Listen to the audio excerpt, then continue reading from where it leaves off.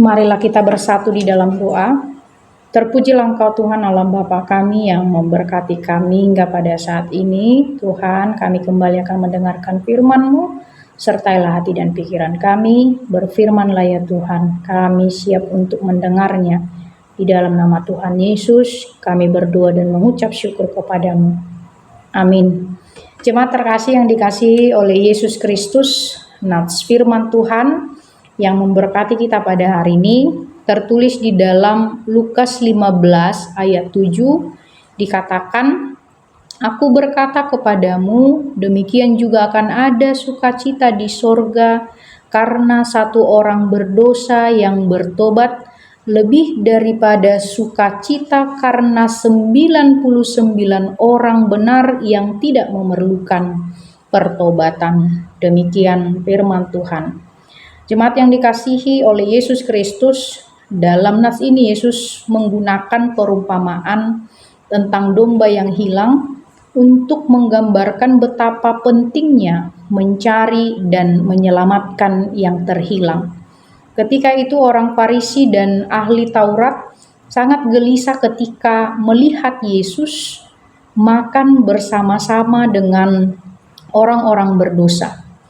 Lalu Yesus berkata kepada mereka, Siapakah di antara kamu yang mempunyai 100 ekor domba, dan jikalau ia kehilangan seekor di antaranya, tidak meninggalkan 99 ekor di padang gurun, dan pergi mencari yang sesat itu sampai ia menemukannya. Saudara terkasih dalam Tuhan Yesus Kristus, mengapa pemilik domba begitu berfokus pada satu yang hilang? Tentu karena ia adalah pemiliknya. Karena di hadapan pemilik, seluruh dombanya adalah harta yang sangat berharga. 99 domba sangat berharga, sama harganya dengan satu domba yang hilang. Oleh karena itu, pemilik tidak akan pernah mau kehilangan barang miliknya. Jemaat yang dikasihi Tuhan Yesus Kristus, demikianlah Tuhan. Bagi Tuhan kita semua adalah miliknya yang sangat berharga di matanya. Orang-orang benar ataupun orang-orang berdosa sama-sama milik Tuhan. Sama-sama dikasihi oleh Tuhan Yesus Kristus.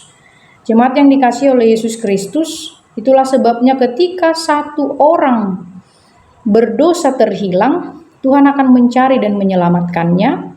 Dan Yesus mengatakan dalam nats ini bahwa ada sukacita di sorga ketika orang berdosa bertobat. Jemaat yang dikasihi oleh Tuhan Yesus Kristus, dalam nats ini kita bisa melihat bahwa Tuhan itu memiliki kasih yang begitu besar kepada orang yang berdosa.